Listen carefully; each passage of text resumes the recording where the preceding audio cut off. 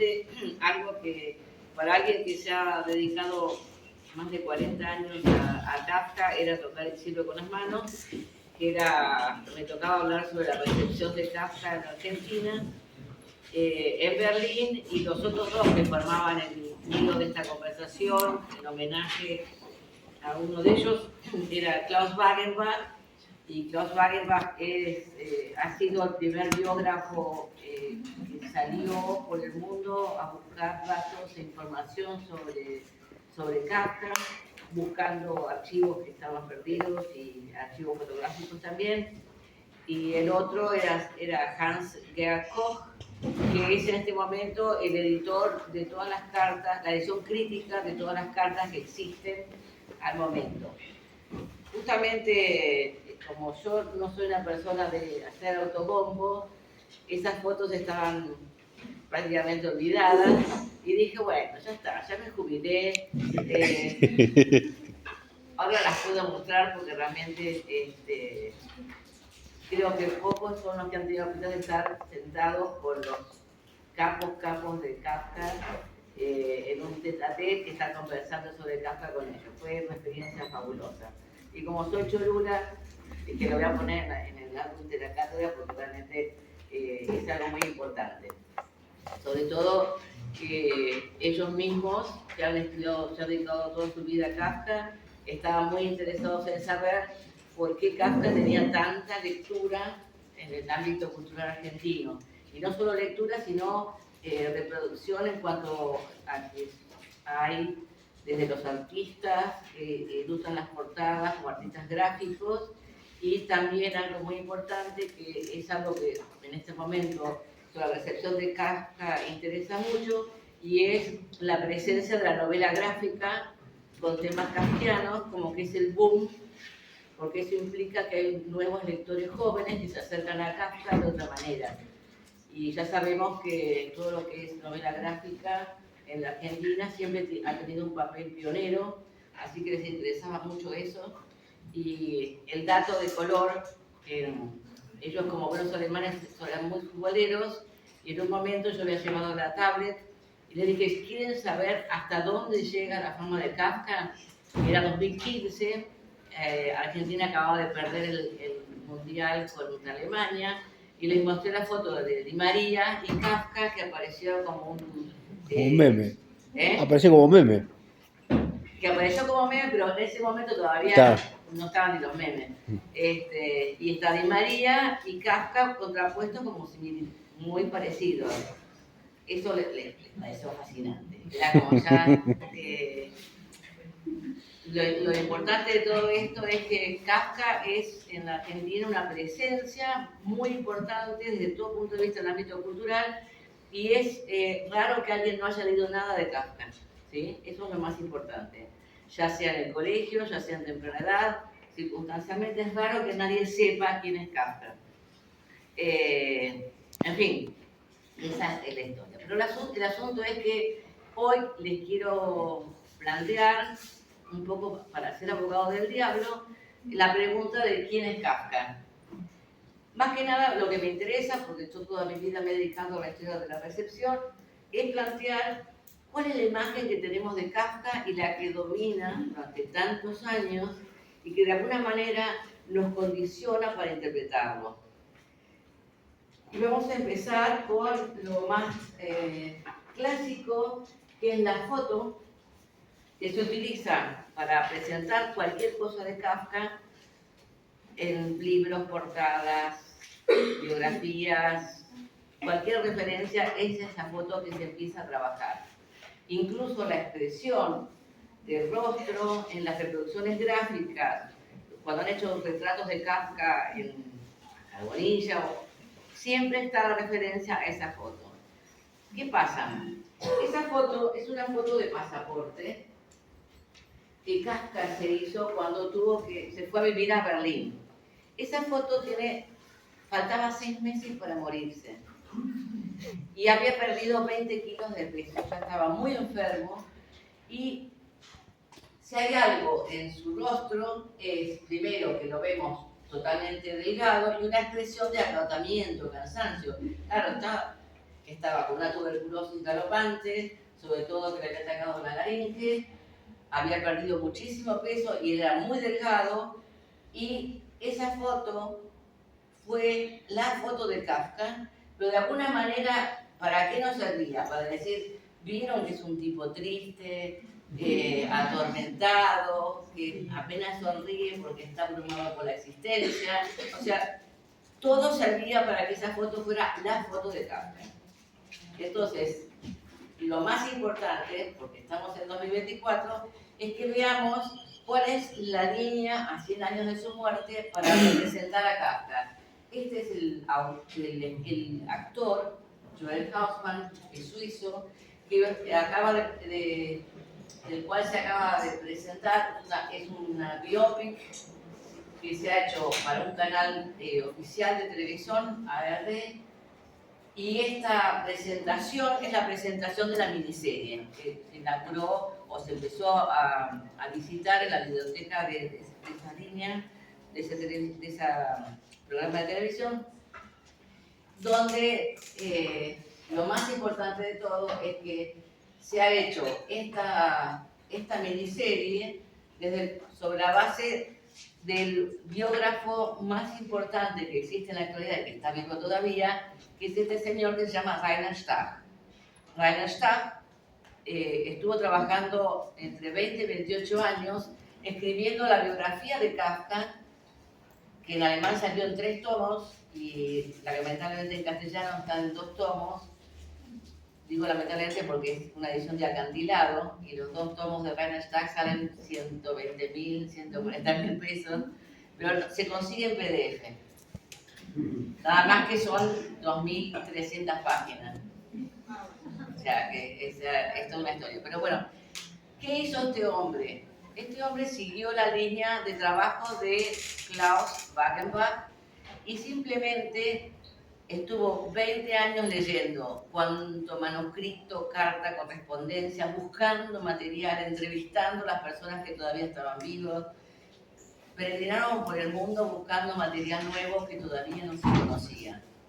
Y el resultado es esta biografía. Sobre esta biografía se hizo la miniserie, y esa miniserie a su vez estuvo a cargo de un famoso director de cine, Schalko, y un escritor que hace toda la parte dramatúrgica, que se llama Lehmann, que nosotros ya Daniel Kellman, que ya lo trabajamos en la cátedra porque es un gran novelista joven.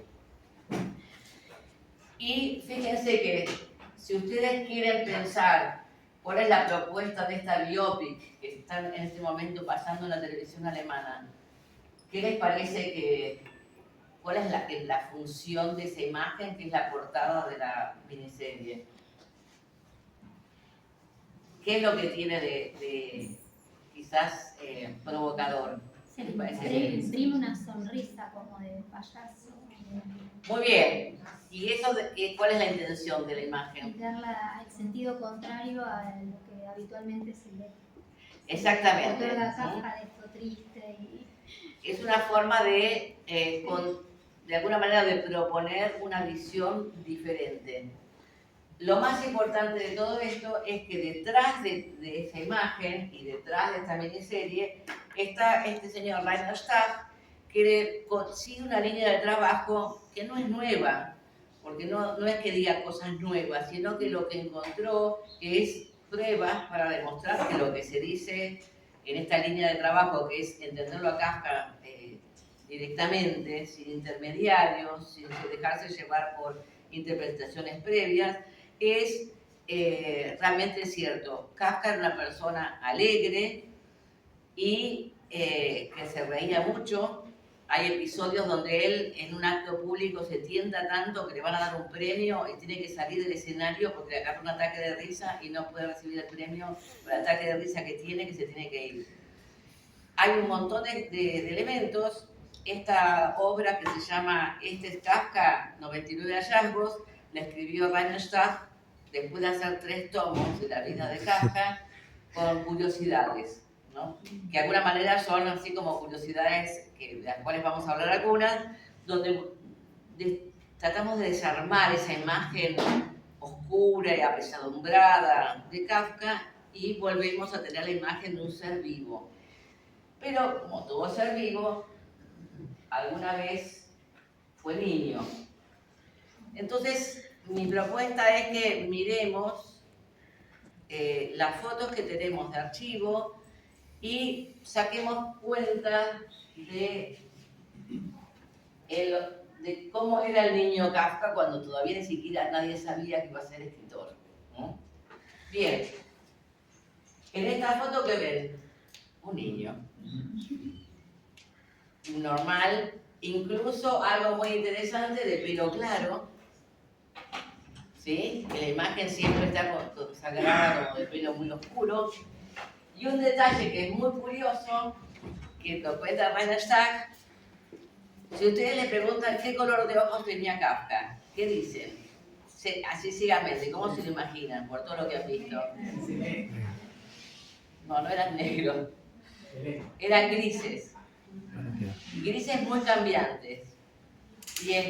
Pero lo más gracioso es que todo el mundo, sobre todo las mujeres que lo amaron, insistieron que no estaban muy de acuerdo porque los colores eran cambiantes, pero tenía ojos claros y tenía una mirada muy dulce y muy penetrante. Entonces, siempre insisten en la mirada de Kafka, sobre todo en esa mirada que era muy contemplativa, y todos ellos, incluso sus hermanas, hablan de que era una persona muy tranquila, que era el consejero de todas las situaciones personales que uno pudiera tener, y el comprensible porque tenía empatía para todos los demás, así que era el consejero de la familia, el que asistía a las hermanas, al que apoyaba a los amigos. Era una persona que era una buena oreja para escuchar los problemas. O sea, eso es una imagen muy, muy dulce que quiero rescatar. Vamos a seguir, pues si lo voy a terminar el año que viene. Y la consigna era, bueno, miremos cómo ese rostro, que lo tenemos acá, va mutando. Acá tiene unos 20 años, acá tiene unos 18. ¿Qué encontramos? Una persona, primero, que no... hay que acordarse de algo. En las fotos de ese momento uno se tenía que quedar quieto. O sea, no hay espontaneidad porque había que posar. O sea, que esa risa, muchos dicen, bueno, es una risa simulada, una risa para no ocultar su tristeza, basta. O sea, la gente se tenía que quedar quieta, de alguna forma. Es más, el ejemplo más grande es esta foto muy famosa, donde el perro obviamente no se quedó quieto. Y es una foto que es siempre mutilada, siempre se presenta esta parte, porque esta mujer era una prostituta con la cual Kafka tuvo una relación bastante larga, al punto tal de que salió la foto con ella, y como había cierto punto honor para no explicar quién era esa mujer, en las fotos usan la imagen de Kafka y esta mujer desaparece del relato. Porque Kafka, como buen joven de la época, iba mucho a los prostíbulos y tenía sus relaciones. Obviamente, la sexualidad de los hombres en ese momento era, se casaban y podían tener sexo con las mujeres que se casaban, pero tampoco tenían acceso a otras mujeres que no fueran las prostitutas. Y eso está documentado con bastante precisión en la correspondencia que recién hace pocos años se conoce, que era una correspondencia que tenía Max Lotz, su gran amigo, y que por juicios de herencia y demás, esas cartas de Max Lotz y de Kafka habían quedado en un banco en Suiza. Y recién en el 2017, la Universidad de Jerusalén logró que salieran de ese banco suizo y las pudieran tener en Jerusalén. Está la Universidad de Jerusalén esas cartas y recién fueron noticias a partir de 2017, con el agravante de que, por ejemplo, Rainer Stack se queja de que la Universidad de Jerusalén las está subiendo, pero no deja acceder a ese material, ni él, que es así como el viudo más importante de Kafka. O sea, no hay mucha censura porque, bueno, Max Lotz era muy mujeriego, tuvo un montón de amantes y demás, y aparentemente los herederos no quieren que se sepa todos los chanchullos de Max Lotz. Kafka, pobre, no tenía mucha historia. Bien. También es importante algo que acá se puede ver y que ya Max Brod, en una entrevista que yo también subí a la cátedra, que es de 1968, él es entrevistado como la persona que gracias a él rescató todo el material de Kafka y dice algo muy importante. Kafka era una persona muy elegante, para nada el bohemio mal vestido y sucio que uno se imagina que es arrastrándose en la oscuridad como una cucaracha. Era un hombre muy elegante, se preciaba de ser totalmente meticuloso con la vestimenta y ni siquiera hasta el último momento, y eso lo comenta bastante su última pareja, Donna Diamant, con la cual, que lo acompañó hasta el momento de muerte, los dos últimos años de su vida. Era una persona que tardaba 1 hora en vestirse porque era muy meticuloso. Voy a hacer un detalle porque eso es muy interesante. Es una persona que se preocupaba por su aspecto. Y esa preocupación por su aspecto era porque él era muy inseguro de su cuerpo. Al punto tal que uno de sus problemas era que medía 1,80 m y nunca pesó más de 67 kilos. O sea, era extremadamente flaco. Y el momento de morirse pesaba como creo que 54. Era por lo menos un esqueletito. Era muy acomplejado con su cuerpo, pero eso no implicaba que se ocupara bastante de él. Después vamos a hablar del tema. Esta es otra foto que es de su bar mitzvah y ahí es un adolescente, pero lo ven, las poses se repiten. Ahora, se repiten porque Kafka era así o porque el fotógrafo lo resolvía. Ese es el problema de la fotografía, a pesar de lo que diga Walter Benjamin. Bien, esta cita para mí es la cita de Kafka, porque de alguna manera lo que tenemos que entender es que más allá de que nos ocupemos de la persona Kafka, de carne y hueso, de cómo llegó a escribir y demás, tenemos que tener en cuenta que su vida era la literatura. Y en todo momento, si luchó y peleó para encontrar un lugar, era un lugar para poder seguir escribiendo. Y si hay algo que nunca abandonó, es la escritura. Fue una persona que encontró su vocación, su llamado, y se dio cuenta que él debía dedicarse plenamente a eso que tanto lo completaba. Cuando los críticos kafkianos sobre Kafka, que hablan alemán y han podido leer la obra en alemán, si hay algo que dicen es que él tenía un estilo tan inconfundible que era perfecto, ya fuera escribiendo una narración como escribiendo su diario o escribiendo una carta. Que en Kafka no hay ninguna carta aburrida o no inspirada o que no cause desinterés. Era un escritor nato y ejercía su condición de literatura aún en los aspectos más privados, como puede ser el diario o su correspondencia. O sea, era una persona íntegramente dedicada a esa vocación. Profe, una pregunta que el otro día me abrió mi intriga. Kafka, el abogado. Sí. Digo, ¿hay alguna conexión de sus escritos judiciales? ¿Alguien ha trabajado sobre eso? Sí. Ahora voy a hablar de eso porque es nuevo y tiene que ver con la presentación de los estudios críticos. La primera vez que se hace una edición completa, bueno, este texto es muy famoso y es la cita: si el libro que leemos no nos despierta de un puñetazo en el cráneo, ¿para qué leerlo? Un libro tiene que ser un hacha que rompa el mar de hielo que llevamos dentro. Es eso, es el compromiso del escritor hacia su misión. O sea, si yo no logro que ustedes como lectores no sientan un puñetazo en las tripas, no soy buen escritor. Y eso es lo que movió toda su vida.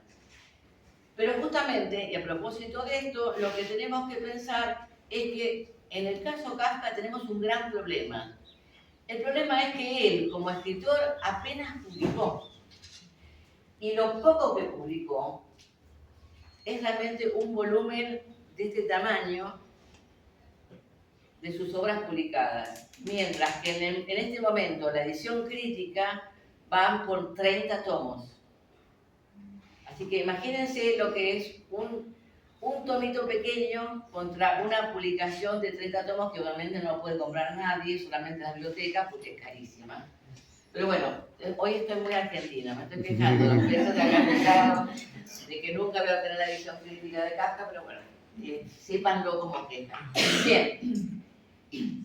Otra cosa muy importante es que si nosotros nos fijamos en las fechas, fíjense que tenemos en 1913, Contemplación, tenemos en 1915, La Metamorfosis, en 1914, en la colonia penitenciaria, La Condena, Las Urteil, en 1913, y después saltamos al 1919, Médico Rural, y ya pasamos a lo que escribe casi al final, Una mujercita, Josefina la cantora o El pueblo de los ratones, Un artista del hambre.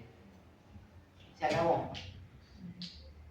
Por otro lado, no se olviden lo que le pide su testamento a Marcel, que todo lo demás desaparezca. En lo posible, si podía hacer desaparecer lo que estaba publicado, discontinuado, qué sé yo, que lo sacara de la venta.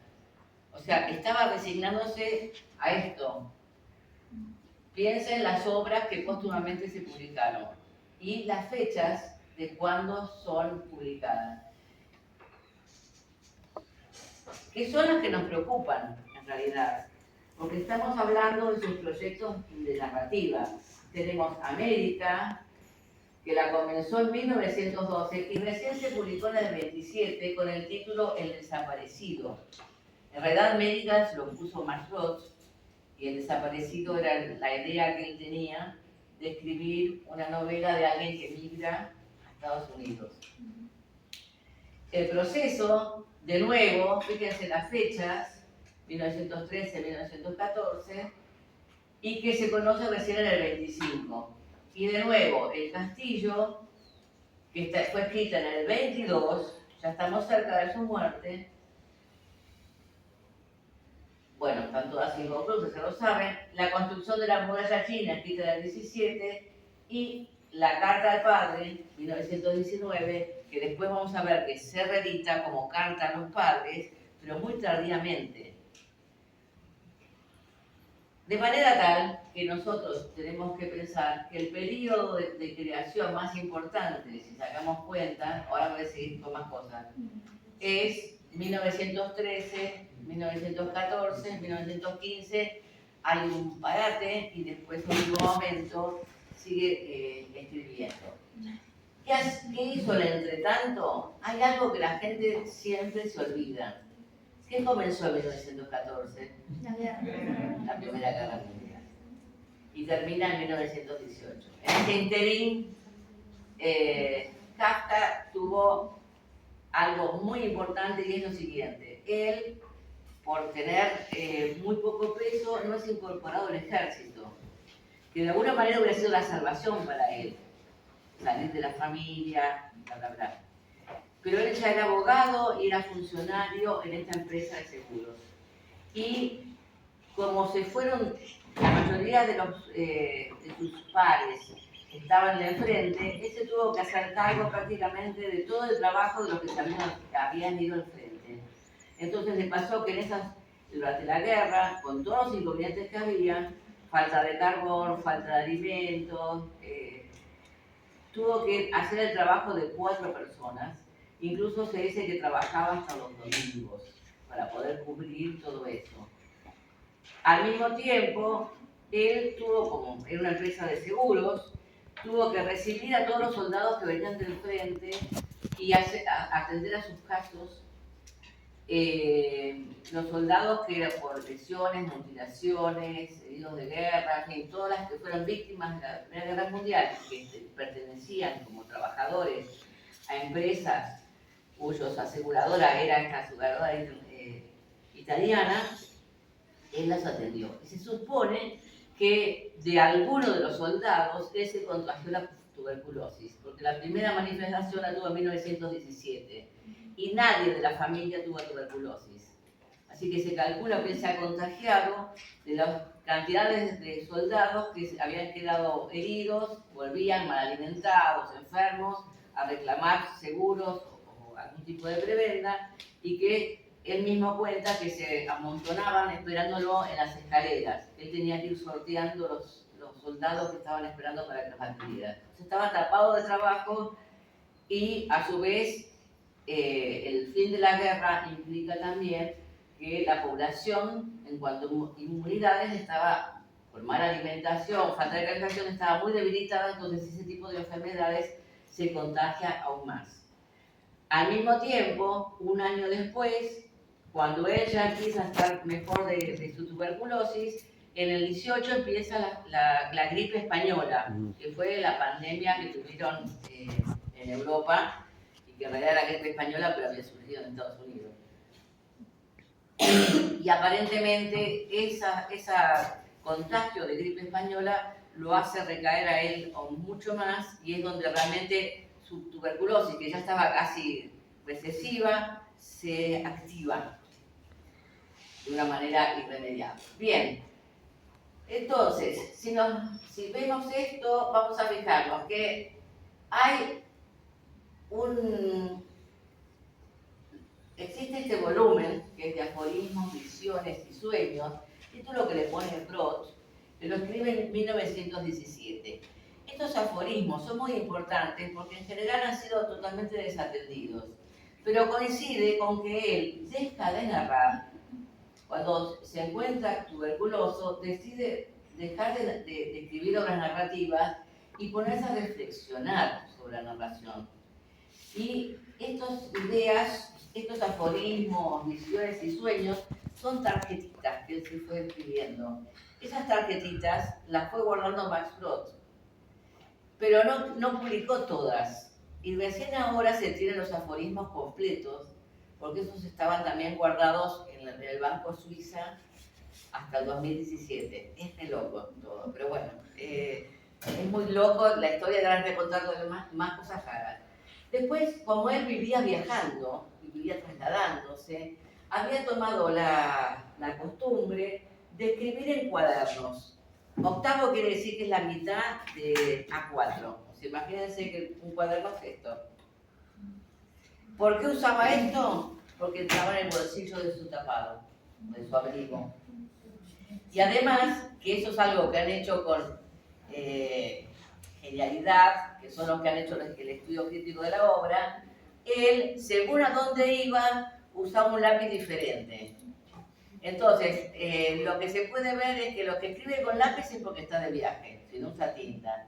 Si escribe con cierto color, se sabe que es la época en que por desabastecimiento usa una tinta violeta, uno queda otro una tinta azul, otra lápiz, y a su vez se ve cuando hay corrección del original. La corrección la hace, sabemos cuándo, porque sabemos que en ese año usó un lápiz de tinta de tal color, y después se sabe cuando Brod echa mano y corrige, porque ya saben, le conocen la letra. Todo eso se pudo saber recién hace 20 años. O sea, lo que se ha tardado en desarmar ese enjambre de malentendidos.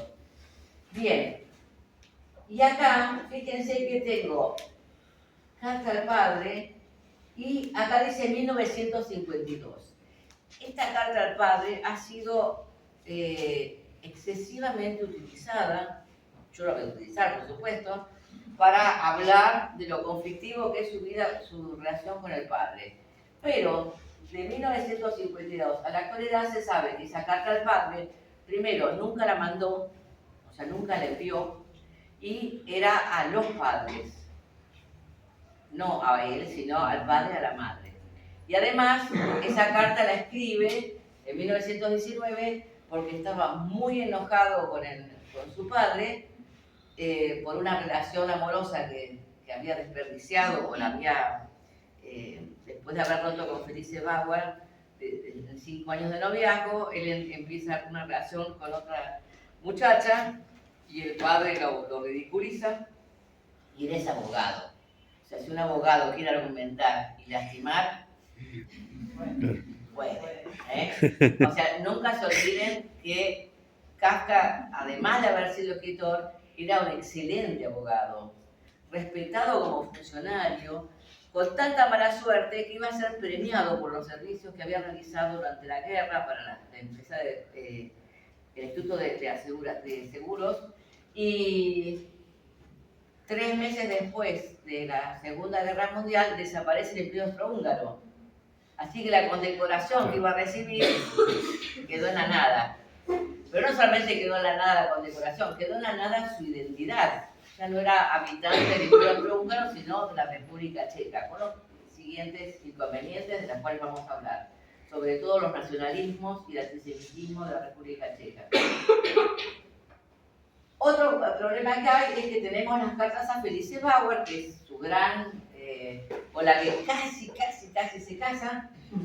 Pero ¿qué pasa? Felice se quedó muy enojada después de los 5 años de noviazgo, porque de alguna manera le corta la cara.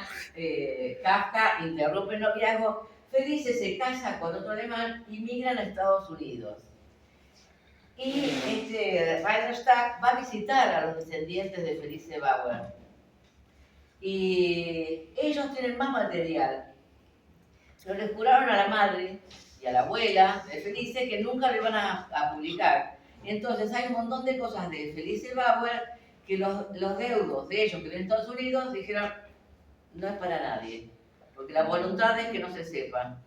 Y sabemos que hay material de Felice Bauer que quedó en la familia de Estados Unidos y ya está, no saben si lo rompieron o harán otra estrategia que es muy importante, que es lo que pasó con Max Brod. Se muere y deja como heredera a su secretaria, Esther Hoffe. Y Esther Hoffe guarda todo lo que tenía de Kafka, lo guarda para sus hijas. Pero en un momento se ve que estaba flojo de dinero y vende en Saswell, en Inglaterra, manuscritos, no sé, eran $40.000. Lo vendió por 40.000 euros y terminó siendo 3 millones de euros. Bueno, una cosa impresionante. Ella hizo dinero de esa herencia. Pero después se murió esta secretaria y quedaron las hijas, y las hijas se pelearon, así que esos archivos de Max Brod, que los heredó la secretaria, a su vez quedaron en las manos de los hijos, quedaron por años en un departamento abandonado, habitado por gatos.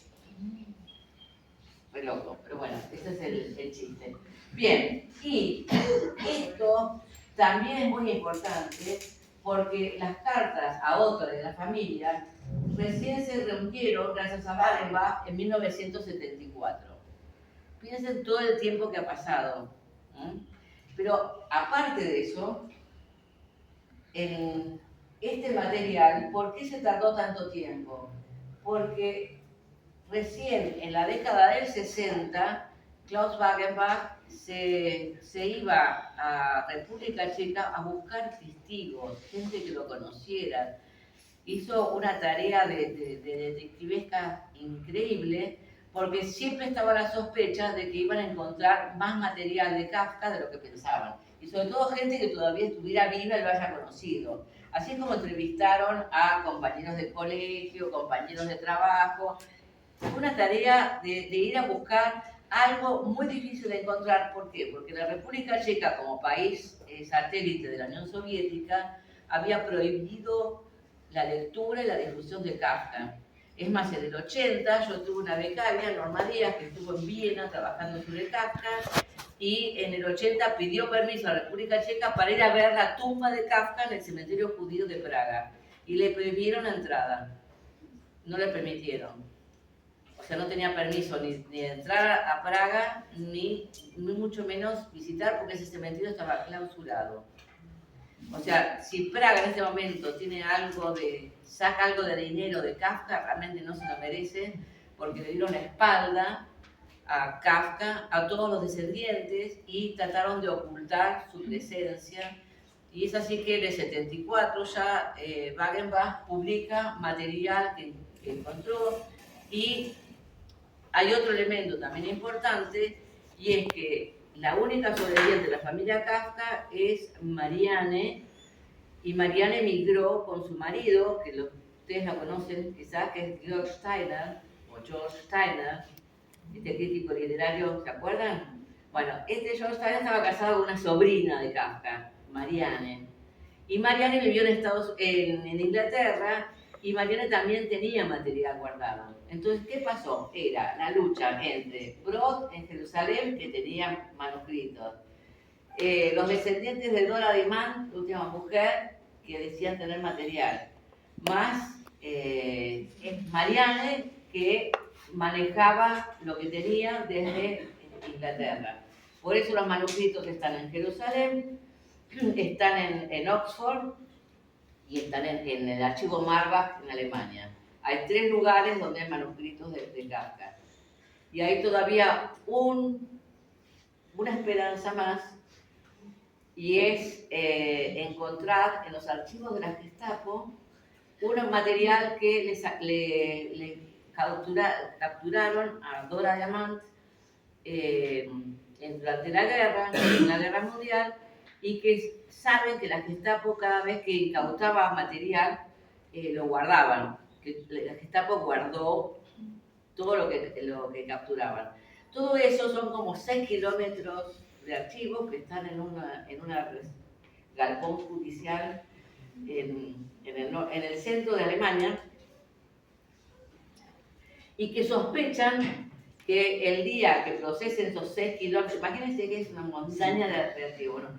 Que cabe la posibilidad de que haya lo que Dora Alemán se guardó de Kafka cuando murió, y que le dijo a Max Brod que no tenía. O sea, ¿cuál fue la historia? Eran peleándose por las cosas. O sea, ella le dijo a Max Brod que no se quedaba con nada de Kafka. Pero después se supo que ella se llevó, como son 24 cuadernos, que se los llevó, fue a Rusia.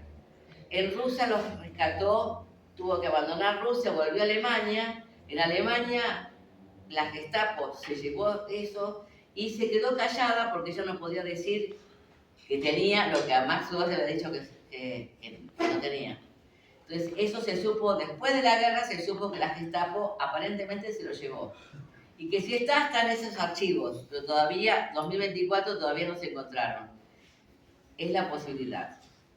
Así que imagínense que es toda una historia detectivesca muy grande. Bien. El asunto es lo siguiente, y ustedes saben que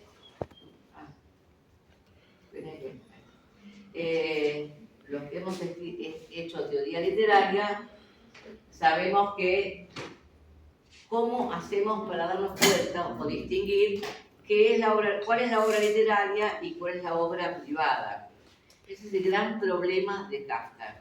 Darnos cuenta de, ¿tiene sentido que nosotros usemos toda su vida personal, todos sus diarios, todas las cartas, su correspondencia para interpretar su obra?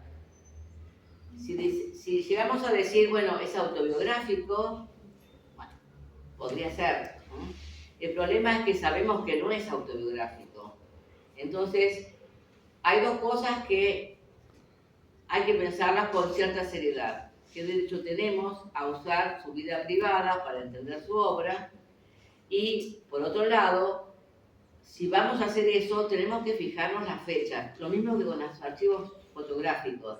No podemos usar una foto de 1905 para explicar algo de 1924.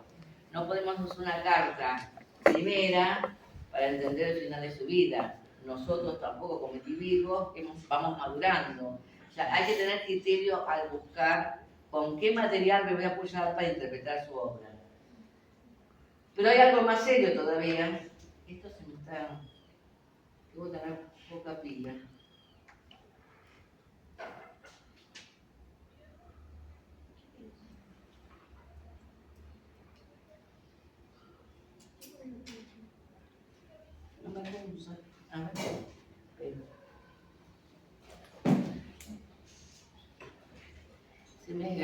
sé. A ver, te Una ayudo. mano, porque no sé qué pasa.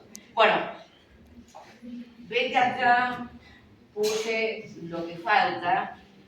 Y lo más nuevo, de nuevo, lo más nuevo es que las cartas de Amastro recién se conocieron en el 89 y las cartas a los padres, o sea, la revisión crítica, en 1990. Y sobre esta hay otra revisión. Y lo más nuevo es lo que acaba de aparecer, que son los dibujos. ¿Por qué? Porque él era un gran dibujante. En un principio, cuando era joven, quería ser dibujante. Y él le dice a Felice que dejó una carrera de dibujante. Lo más interesante de los dibujos, que son sumamente expresionistas. Entonces, ¿se acuerdan que cuando yo hablé de expresionismo les dije, hay dos autores que vamos a hablar de, como parte de las vanguardias, pero nos vamos a cuidar mucho de decir claramente es un expresionista? Era el caso de Kafka y de Thomas Mann para la nueva objetividad. Pero lo que se ve en los dibujos, que en su juventud, y estamos hablando de 1909, 1910, tenía una gran influencia del expresionismo. Estos dibujos los hacía al margen, o los tenían en parte, aparte de sus manuscritos, y los había guardado aquí en Maxos. Y recién se rescataron porque eran los dibujos que estaban en el Banco de Suiza. Esto me fascina. Acá tienen uno de los que son más nuevos, que no se conocían. O sea, realmente era excelente. Pero, de nuevo, son dibujos que él hizo cuando él tenía 18 años.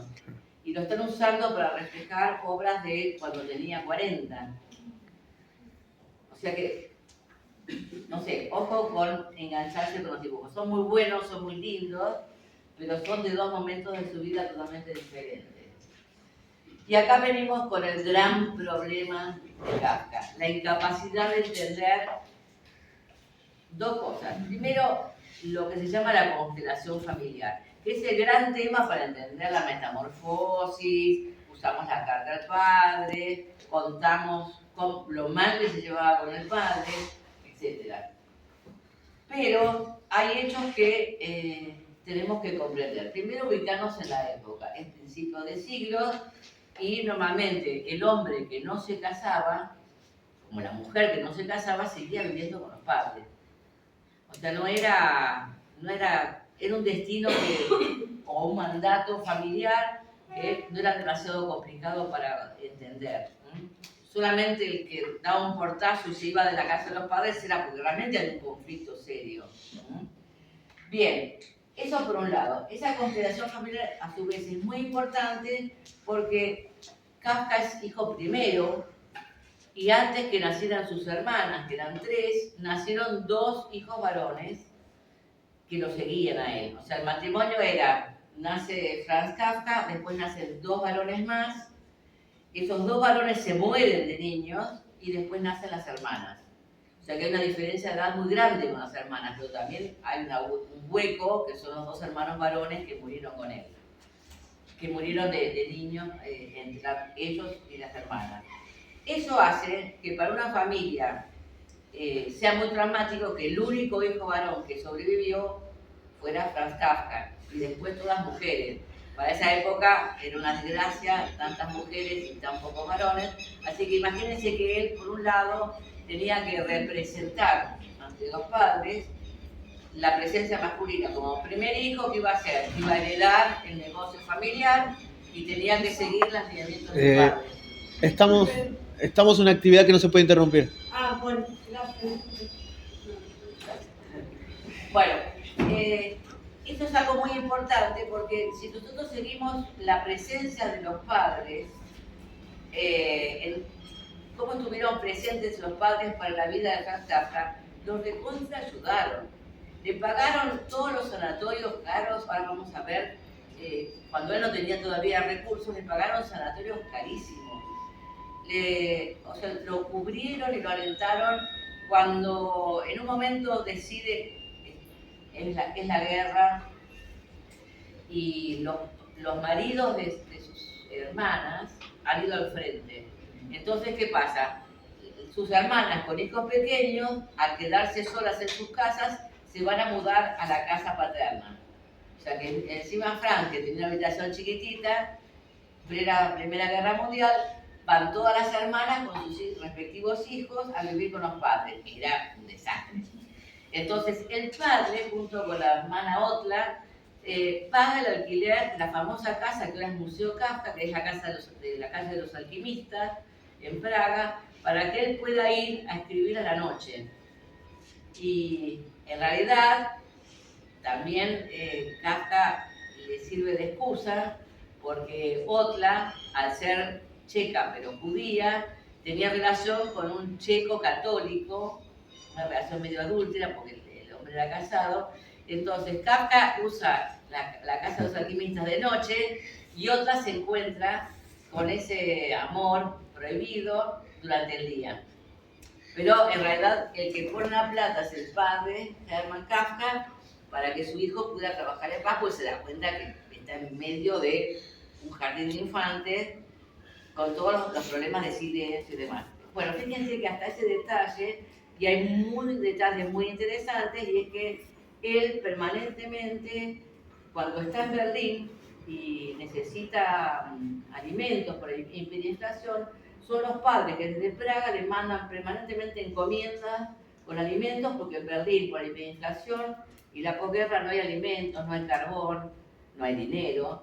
Entonces los padres le van mandando, como ustedes, que si son del interior, las famosas encomiendas con comida. O sea, los padres siempre estuvieron presentes. Y cuando él está por morirse, no quiere que los padres vean el estado en que está, porque es un cadáver caminando. Y la última carta le dijo, está todo bien, está todo en orden, quédense tranquilos, para evitar que los padres lo vieran morirse. O sea, hay una relación amor-odio, sí. ¿El padre era un energúmeno? Sí, lo era. Pero era un energúmeno porque era un hombre de negocios, hecho de la pobreza, no sabía nada de literatura, hubiera querido que su hijo se dedicara al comercio y le fuera muy bien, le sale abogado, le sale escritor, no se casa. O sea, el padre tenía un mandato que no pudo cumplir. Es lógico. Y donde hay un pater familias, obviamente el hijo adulto que vive con ellos molesta. Molesta porque es alguien que lo confronta.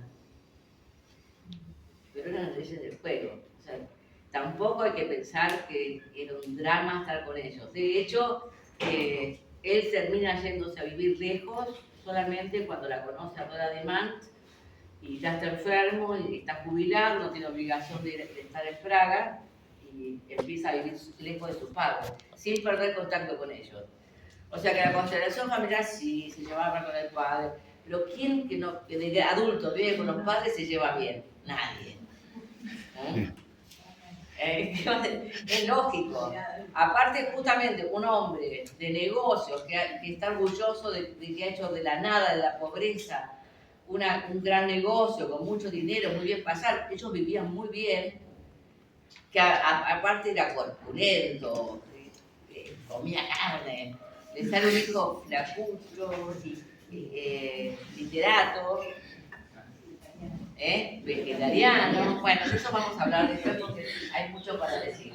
Bien. Entonces, fíjense que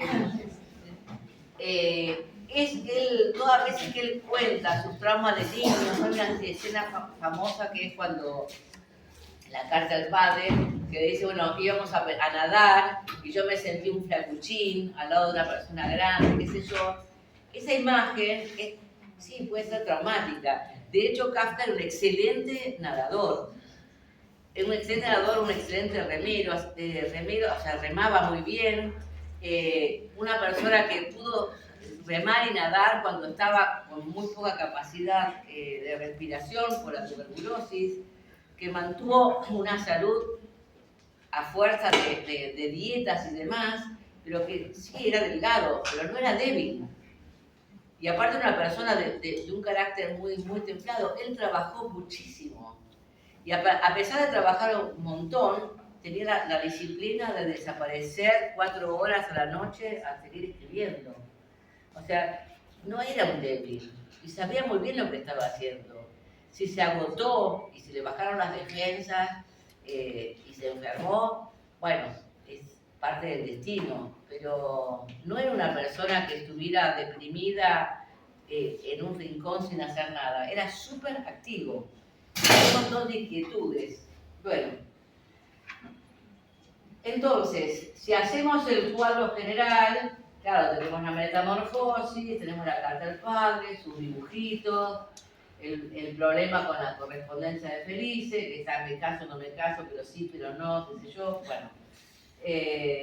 Tenemos a Max Roth, tenemos a la mujer de alemán, acá está atrás el padre, tenemos Praga. Hay un factor biográfico impresionante, pero es impresionante porque no nos va a alcanzar para entender por qué nos vamos a quedar solamente con la metamorfosis, la carta del padre y el proceso. ¿Sí? O sea, si queremos entender, tenemos que entender cosas que ya están dichas sobre todo por Deleuze y Guattari, cuando hablan de que hay que entender el contexto en que él vivió, y en ese contexto geográfico, político, social, y para mencionar básicamente dos cuestiones. Hay una frase que fue muy usada para entenderlo a Kafka y que tiene que ver con la recepción de los franceses después de la Segunda Guerra Mundial, que sería la primera recepción de los franceses, que es la década del 50, donde prácticamente Kafka es un existencialista, o los existencialistas lo usan como elemento, y Kafka dice, yo me siento bodenlos, me siento sin piso, sin una tierra que sustente mis pies. Cuando él lo dice, no lo dice a los Heidegger o a un existencialista nací para morir o el ser de la nada, sino que realmente él no tenía identidad. Primero, porque era judío, vivía en Praga, había nacido en Praga, de judíos asimilados, no era checo, porque los checos no consideraban que esa minoría alemana pertenecía a su etnia. Entonces hay una cuestión también de sentirse parte de una minoría. Y dentro de esa minoría, que serían los hablantes de alemán, era una subminoría que eran judíos. Y de esa subminoría son judíos asimilados. Y eso es muy importante porque si hay algo que está marcado en la carta del padre, es que él dice, bueno, cuando yo tenía un amigo en mi casa, vos me lo maltratabas y lo hacías sentir un parásito. Ese episodio de la carta del padre tiene que ver porque Kafka, siendo un judío con muy poca creencia religiosa, él se definía como ateo de joven, sin educación, sin preparación, simplemente hacían alguna festividad, pero prácticamente no practicaban la religión. Él se sintió muy conmocionado porque tenía una gran sensibilidad por los judíos que emigraban del este, se llamaban Ostjuden, y que traían a Praga una tradición judaica que se había perdido dentro de la comunidad judía de habla alemana, que ni siquiera hablaban yiddish, que lo lógico hubiera sido que ellos hubieran hablado yiddish. Se encuentra Kafka con que aparecen esos Ostjuden, esos judíos del este, que traen una tradición, traen el yiddish, traen el teatro yiddish, traen canciones en yiddish, y él comienza a fascinarse con todo eso, porque es una cultura que él podría haber heredado si su familia no fueran asimiladas como típicos judíos de Praga. Y justamente cuando le reclama al padre, porque él invita a un actor, amigo, al cual admira, lo invita a comer a la casa y el padre lo trata como una basura, porque como judío asimilado checo, esos Ostjuden eran realmente de segunda o tercera categoría. Entonces el padre ahí actúa por nacionalismo, porque es un energúmeno, pero lo hace visceralmente, no porque sea amigo de él. Lo que le molesta es su condición de judío del este, ¿no? Que no habla checo, que intenta hablar en yiddish, que trae una cultura que él desconoce y que en todo caso todos los judíos asimilados del Imperio Austrohúngaro habían necesitado casi un siglo para ser aceptados e integrados. O sea, ahí está el conflicto, ¿no? no era simplemente eso. Cuando Maxwell dice, nosotros éramos 4 amigos que nos contábamos de todo y nos leíamos todo lo que teníamos. Pero ¿qué pasa? No podíamos, y nos íbamos turnando en qué casa nos íbamos a encontrar. Cuando fueron creciendo, todos tenían sus casas y sus mujeres. El único que quedaba viviendo en la casa de los padres era Franz Kafka. Y claro, cuando tocaban encontrarnos con Franz Kafka no podíamos porque en la habitación de él no entrábamos los 4, porque era muy chiquitita. Entonces, todos los encuentros eran las casas de los otros. Entonces, siempre está esa cuestión de que él no tenía un lugar donde identificarse. Si quería reconocerse como tal, pasó lo más importante, y es que el Imperio Austrohúngaro desaparece y él pierde su última identidad, que es la civil, y pasa a ser República Checa. Al ser ciudadano, aparecen, después de la Primera Guerra Mundial, los nacionalismos y los encuentros en las calles y muchísima violencia, donde los checos atacan y se enfrentan con las otras etnias. Y ahí surge el conflicto por el cual la Primera Guerra Mundial se inicia, es esto, esos países de multietnias donde el nacionalismo hace que se enfrenten entre ellos, ¿no? De hecho, está todo marcado ahí. Hay mucho para decir, pero hay 2 cosas que tenemos que ver. Primero, y eso es muy importante, Kafka dice, yo soy muy malo para aprender idiomas. Mentira, él es bilingüe, porque en la casa se hablaba checo y alemán. Checo, ¿con quién hablaba? Con los dependientes del negocio, con la servidumbre. Y alemán hablaban en su casa.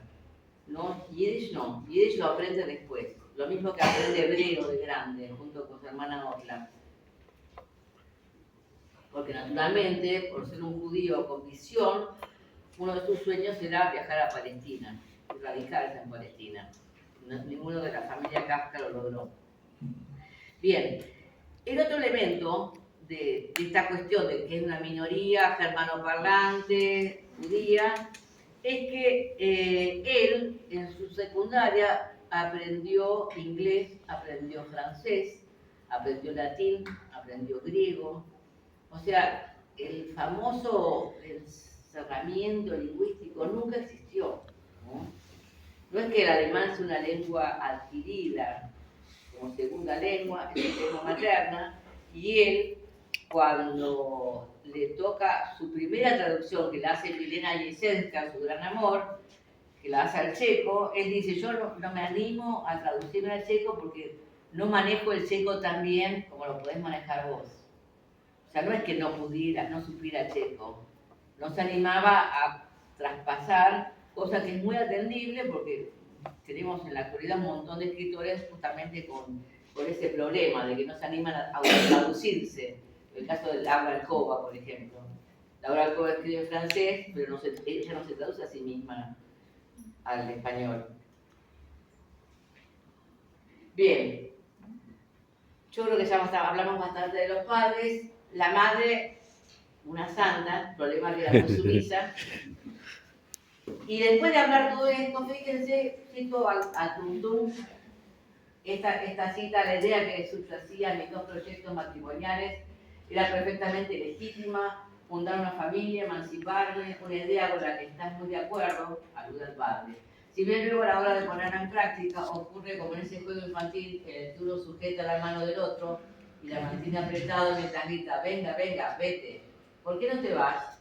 Lo cual en nuestro caso se complica por el hecho de que ese vete siempre ha sido sincero, pese a que también siempre, sin saberlo, me han retenido, o mejor dicho, oprimido, y todo a su debida manera.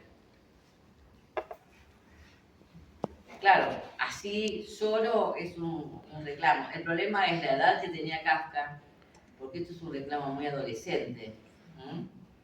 Pero él ya estaba grandecito.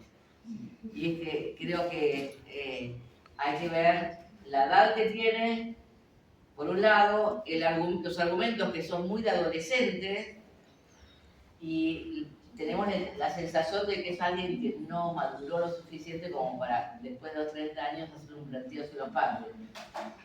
Al mismo tiempo, todos los que conocieron a Kafka dicen que él tiene un aspecto muy juvenil, sobre todo porque como al ser muy delgado y tener una cara muy fresca, siempre lo tenían como un muchachito. Es más, en un momento que él ya estaba enfermo y estaba todavía más delgado, pero muy bronceado, está en un lago y un señor le paga unas monedas para que lo saque a remar. O sea, que él reme y lo haga pasear por el lago. Y se mata de risa porque dice, bueno, yo era jubilado, abogado, funcionario del Imperio Austrohúngaro y termina haciendo la changa de sacar a remar a este señor que pensaba que era alguien que estaba ahí como para que lo saque a pasear. Y Kafka se sintió tan tentado de la risa que a pesar de que ya no podía respirar y que le costaba mucho el esfuerzo físico, lo llevó a remar 1 hora seguida, divertido con la idea de que, y le cuenta a todo, o sea, me gané unas monedas, y saqué a remar a ese señor que lo tomó por un muchacho así que estaba necesitando unos pesos. O sea, él tiene un aspecto muy juvenil, al punto tal de que la gente, y ese aspecto juvenil por ahí también tiene que ver con algo emocional. Otra cosa que se me ocurrió, que tiene que ver con esto, es la etapa de la metamorfosis que él propone al editor, porque el editor había querido hacer un insecto, y él le dice, bueno, ya lo saben esto, que mejor una puerta abierta y un hombre atosigado. Cuando se habla de la metamorfosis, sobre todo la carta del padre, se puso un término que es muy típico de la época de Freud. Freud en ese momento, y Viena era un solo corazón, que era la neurosis obsesiva. Ese diagnóstico de Zwangsneurose, la neurosis obsesiva, fue algo como entre la histeria y la neurosis obsesiva, era como Freud para los periódicos y para la prensa amarilla, eran los dos grandes diagnósticos. Y esto sería equivalente a un trastorno obsesivo compulsivo de la actualidad, TOC. Yo decía, bueno, si habláramos de Kafka, ¿qué podemos decir? Neurodivergente. Ahora que somos todos neurodivergentes, cierra totalmente. O sea, él percibe la realidad de manera diferente. Maneja sus emociones de manera diferente al resto de la humanidad.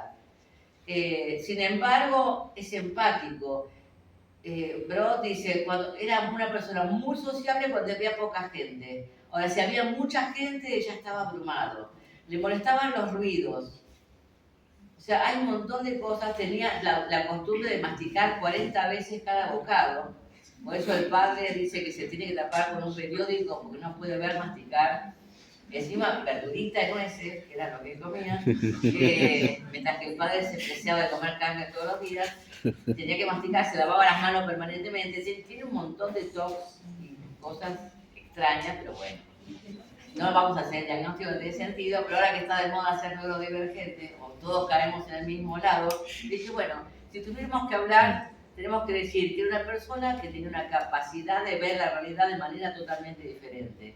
Pero hay algo que dice Baxot en el 68 muy interesante. Él nunca confundió los límites de la fantasía con la realidad. Nunca se alejó de la realidad. El problema es que nosotros tenemos que darnos cuenta... creo que me faltan unas partes... Bueno, ahora vamos a llegar. El problema de eso es que nosotros tenemos que empezar a trabajar con dónde están los límites de la realidad y la fantasía en su obra narrativa, sobre todo en sus novelas inconclusas. Y ahí tenemos que hablar una serie de elementos, pero para eso mismo me interesa ir a otro aspecto de la vida de Kafka, que no es nuevo, porque ya les digo, de todo esto ya se habló, pero ahora está documentado. Kafka decía que para ser sano hay que tratar la salud como una enfermedad. Él estaba obsesionado por un principio que en ese momento era la moda. Kafka era un hipster. O sea, él era moderno, tuvo moto. En 1912 va a veranear con su tío Siegfried Löwy y aprende a manejar el moto. ¿Qué hace el tío? Se compra una moto, andaba en moto, nadaba, remaba, estaba fascinado con los aviones, estaba fascinado con el teléfono, terminó odiándolo. Felice Bauer usaba dictáfono, que sería como el contestador automático inventa algo como, él se imagina, a Felice Bauer le dice, ustedes tienen que inventar algo que sería el contestador automático. Casi un invento. Era una persona que estaba muy al tanto de la modernidad, y esa misma modernidad lo abrumaba. Bueno, en esa modernidad surge algo muy importante y es esa línea naturista que en Alemania estaba totalmente difundida y en el Imperio Austrohúngaro muy poco. Esa línea naturista tenía un principio que era mens sana in corpore sano, o sea, si eres una mente sana, cuida tu cuerpo, vegetarianismo, por supuesto, eran antivacunas, no tenía que haber intervención ninguna de la medicina académica. Cuando estuvo enfermo se negó a que le dieran suero o lo inyectaran. Prefería tragar lo poco que podía con la laringe totalmente atacada por la tuberculosis antes de tener que lo intubaran o le dieran un suero. Se mantuvo siempre por esa línea. Y cuando todavía no tenía dinero propio, él va a dos instituciones, las cuales me mostré el trabajo, que es esta zona se llama Weißer Hirsch, era un sanatorio naturista. Ahí Barril, que Thomas Mann, se encontraba con gente como uno, era muy moderno. Fíjense que es prácticamente un palacio, y en este Weißer Hirsch tenía una serie de actividades que implicaba básicamente otro principio que lo usó toda su vida, era que él hacía 15 minutos de gimnasia con la ventana abierta, aún en pleno invierno, o en la intemperie, con un sistema que en ese momento estaba de moda, que se llamaba Bisistema, Mein System, no Mein Kampf, de un danés que se llama Müller, que fue famoso, y que el tipo prometía que si uno hacía 15 minutos de gimnasia, su gimnasia, muy parecida a lo que es Pilates, pero una gimnasia donde se usaba el cuerpo como propio peso.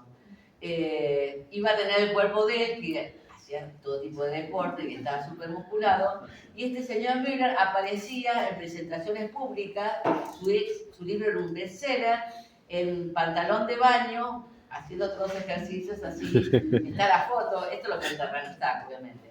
Bueno, él va a ese tipo de lugares donde había nudismo obligatorio, baños de luz, baños de luna, baños solares, baños de tierra y baños de agua, ¿no? Baños termales. Sí.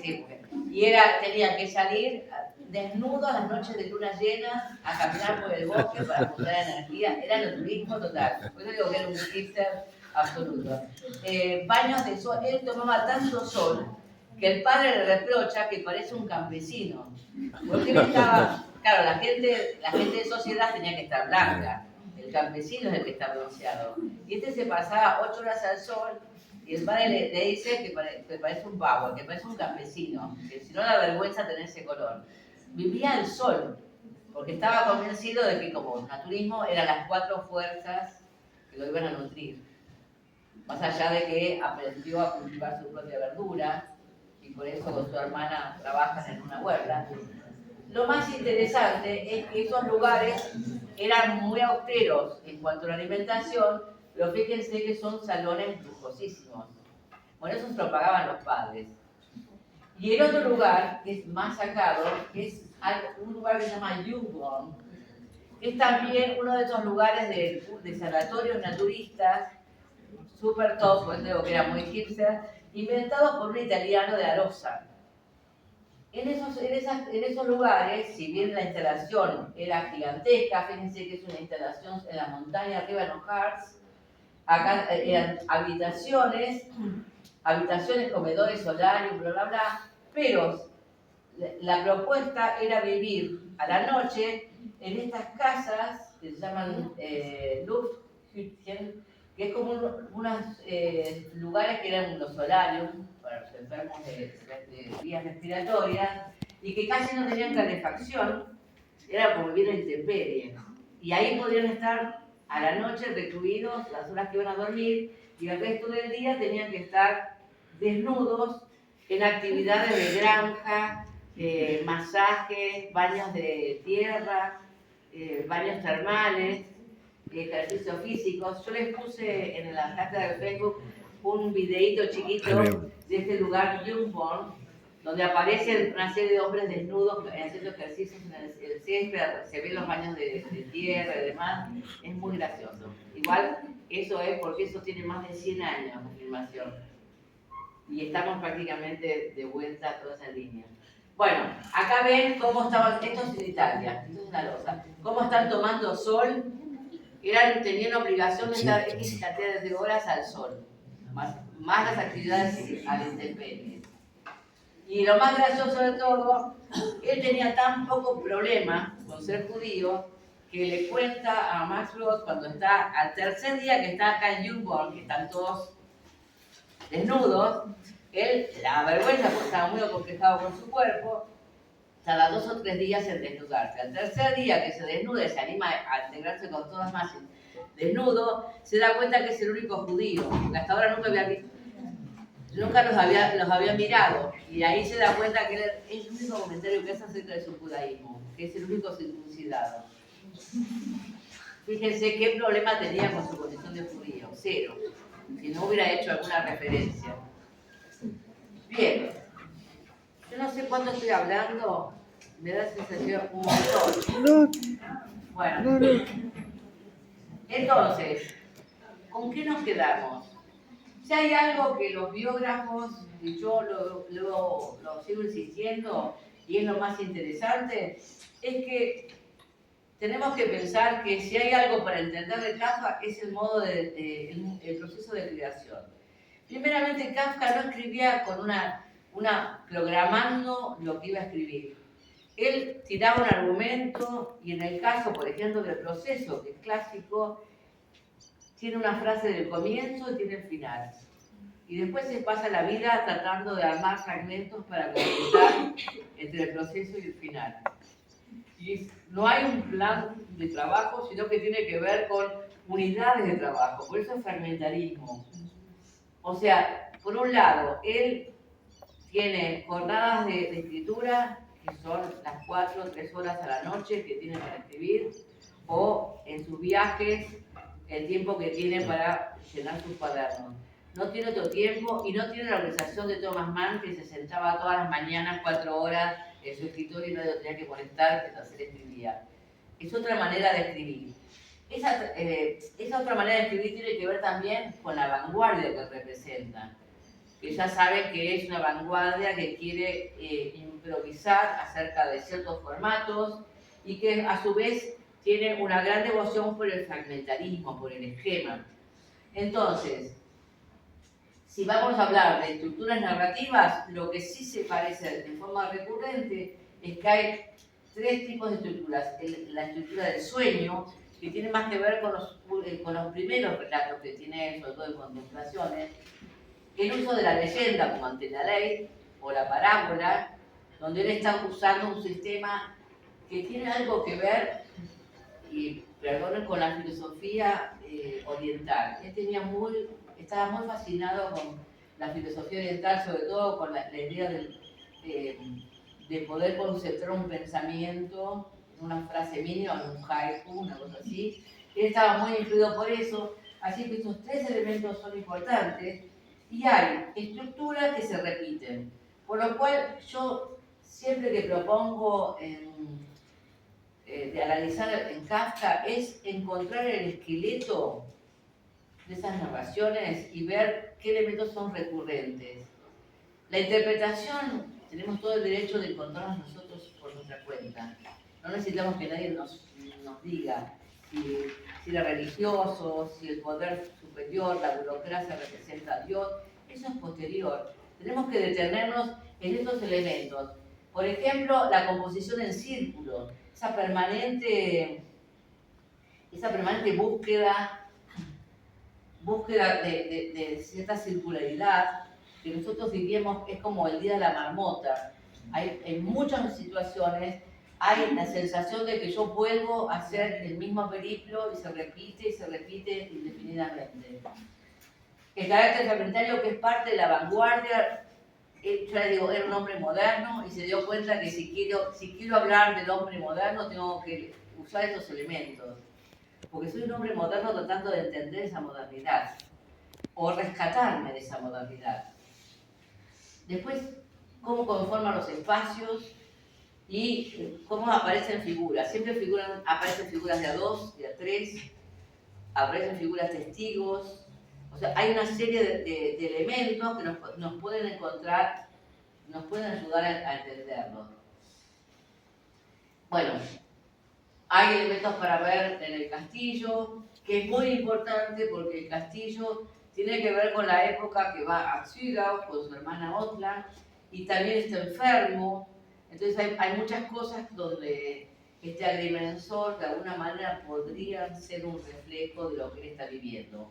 Sobre todo esa búsqueda de un lugar donde se sienta identificado, asimilado. Porque finalmente, sobre todo en el castillo, la idea es que él quiere ser aceptado por una comunidad y no lo logra. Bien. Voy a ir contando. Bueno, esto no lo voy a decir. Bueno, acá tienen, por ejemplo, un manuscrito. No se ve muy bien porque no logro, no se escanea muy bien. Pero ustedes fíjense, primero, la letra es inconfundible. Pero también lo que ven es cómo él era una persona perfeccionista. Él era un admirador de Flaubert. Y en algún momento él dice, yo quisiera escribir como Flaubert. Flaubert podía pasarse un día escribiendo una frase. Y ese respeto a Flaubert hace que si vemos los manuscritos nos damos cuenta de que él revisaba y revisaba. Por eso se publicó tan poco. Porque de él nunca iba a salir nada que estuviera conforme. Era absoluto, no se olvide que tiene un TOC también. O sea, ahí se juntan todos los elementos para decir, está bien. Era imposible. Si Marco le sacaba las cosas de la mano, nunca iba a mostrar nada. Porque nunca estaba conforme con lo que estaba haciendo. Sus correcciones también son muy importantes, porque si hay algo que él hizo con mucho detalle es la perspectiva narrativa. Esa perspectiva narrativa hace que siempre los héroes estén narrados en tercera persona. Sin embargo, yo la realidad la veo desde el héroe. Entonces esa perspectiva narrativa que usa tercera persona, pero la realidad la veo a través del personaje, del protagonista, es un recurso que él lo hace artificialmente. De hecho, por ejemplo, en el proceso, la última frase del proceso empieza con un yo, y está corregido el manuscrito y después aparece en él. O sea, cuando él emocionalmente estaba muy comprometido con la frase, que es la frase de la muerte de él en el proceso, en el manuscrito hay un yo, y ahí se da cuenta que se le escapó la perspectiva, está tachado y pone un él. O sea, ahí cambia el verbo y el pronombre, pues se da cuenta que se le filtró el individuo. Y él es muy importante porque él le cuenta a MacLeod que esa escena la lloró. Terminó de escribir y la lloró. Sí. Y si se muere como un perro. Es eso, es desesperante. Bueno, cuando juro, no sé si termina ya o sigo hablando. No, hasta las 5 podemos. Sí. Bueno, perdón, es que siempre digo lo mismo. Kafka es como si yo hablara de mi tío abuelo. Lo amo profundamente, lo vuelvo a leer y encuentro cosas más copadas y le digo, pónganse a leer Kafka sin preconceptos, ríanse con él, descubra las cosas graciosas. Hay muchas cosas que él quiere que nosotros veamos y que por esta recepción, bendita sea, la recepción ha dado de comer a más de una generación, pero nosotros ahora, en 2024, tenemos que volver a leer pensando que es un ser moderno, que está tratando de entender un mundo que se le hace muy complicado y que desgraciadamente ese mundo es muy parecido al que estamos viviendo nosotros. Si ustedes leen las cartas que él escribe cuando está en Berlín, en época de hiperinflación, miren, no se imaginan, tienen que dejar la vivienda que están alquilando con dólares más porque no pueden pagar, le suben el alquiler semana a semana. El último, y se van mudando una vez se quedan 2 meses, después tienen que dejar al mes, le siguen subiendo el alquiler porque la inflación y él logra que los padres le manden dinero desde República Checa y él con las coronas puede hacer cambios. Entonces dice, bueno, con un par de coronas yo logro tener una montaña así de billetes, pero no pueden comprar comida, entonces le piden que les manden ropa de abrigo y comida. O sea, la identificación de lo que él vive, lo leen y le dicen, no, esto es ahora. Sobre todo los problemas de alquiler, que no consiguen, que les suben el alquiler inopinadamente, en horas, de la mañana a la noche. No saben lo que es increíble. Bueno, en la recepción de Kafka hay algo que tenemos que ver muy importante. Kafka, primeramente, gracias a Brod, Max Brod lo dice como es el escritor moderno más importante que va a ser el escritor del siglo. Lo dice Max Brod. Y queda la primera presentación como un clásico moderno. Después, en la década del 50, hay dos líneas muy importantes que han dado también de comer a un montón de generaciones, que es la teológica, donde hablan de su religión, de que él intenta encontrar un sentido en su condición de judío a una divinidad, bla, bla, bla, y el existencialismo, que claro, todos los elementos de Kafka es como un juego de legos. Según como yo lo arme, voy a tener un castillo, una choza, un avión. O sea, los elementos están. Si yo con todos los elementos armo una interpretación, siempre voy a encontrar algo que me lo apuntale. El asunto es que lo que yo digo es, propongámonos primero ver con qué elementos, con qué piezas del Lego estoy armando esa interpretación. No porque no sean válidas, está bien, cada uno puede encontrar. El asunto es tratar de que uno, armar su propio Kafka con los ladrillitos. Bien, fíjense que ahí tenemos la religiosa, la filosófica, los psicólogos. Yo mismo he participado en el 23 en la Facultad de Psicología de un encuentro de Kafka donde, claro, para los psicólogos es una maravilla. De eso pueden hablar un montón de cosas. La biográfica, que es la que quizás está, bueno, la lingüística es muy importante. Y hay algo que me quiero detener, que es esto, la inmanencia del texto. En la década del 50, la línea más que nada que había en Alemania, era hablar de la crítica inmanente. La idea era, no tengo que salir de la obra. La obra me da todos los elementos necesarios para eso. Wagenbach lo dice claramente. ¿Qué pasaba en el 50? Nadie sabía nada de Kafka. Kafka había estado prohibido en Alemania. Recién terminaba la Segunda Guerra Mundial y todos los profesores de germanística y literatura alemana eran todos nazis. Entonces, ¿cómo iban a validar a un judío que encima estuvo prohibido durante el nazismo? Hablamos de la inmanencia de la obra, no hay que salir de la obra, claro, porque si no tenemos que meternos en ese berenjenal donde todos los que tenían camisas marrones estaban muy comprometidos con la situación. Piensen que toda la familia de las hermanas, todas se murieron en campos de concentración, Milena y Esenska también, o sea, hay mucha culpa para repartir. Entonces, él dice, bueno, cuanto más nazis eran los profesores, más inmanencia del texto estaban pregonando. Todo esto, ¿qué pasa? Desaparece cuando comienzan a aparecer los biógrafos como Wagenbach o Koch, que empiezan a recorrer el mundo buscando materiales. ¿Qué tenemos como forma de acceder? Hay una página que se llama The Kafka Project y está muy abandonada esa página, pero esa página tiene muchísimo material. Si entran acá se van a dar cuenta que es una página hecha con internet de hace 10 años o 20. Hay mucho material y tiene novedades. Esta página, que es la editorial Fisher, que también tiene una versión en español. Esta es la que tiene todos los chusmeríos habidos por haber. Y esta, que también existe, que es en español, es www.kafka.info, que a su vez tiene una página de Facebook. Y es de un hispanohablante que se inició con esta página que es Accionarte, donde está siguiendo cómo se reproduce Kafka en la actualidad, sobre todo en gráfica, pintura y novela gráfica. Bien, y acá está lo último, siempre esperando que se aparezcan los papeles que Dora Mann se quiso guardar y la Gestapo se quedó, los 24 cuadernos. Bueno, acá están los dibujos. Este es un empleado de la Universidad de Jerusalén que está mostrando lo que se logró descubrir, esto es de 2017, con los dibujos de Franz que le había guardado a Max Roth. Max Roth, admirador de guardar, todas las cosas que fue recibiendo las fue guardando.